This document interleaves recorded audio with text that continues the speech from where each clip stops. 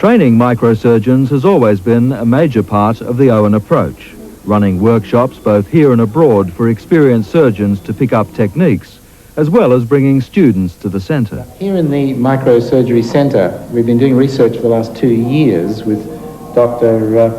Marco Lanzettas from Milan, and specifically doing research to try and make ourselves redundant as microsurgeons.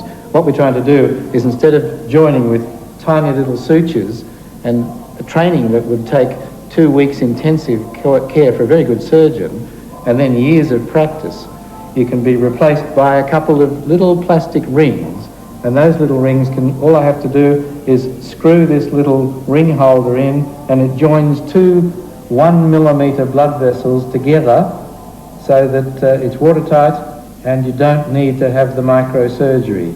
It's a great pleasure for us to be at part of the new dimension in microsurgery that's changing the face of surgery over the next few years. But an advance that might make microsurgeons redundant doesn't spell easy streets for the Acest Street Centre. Far from it.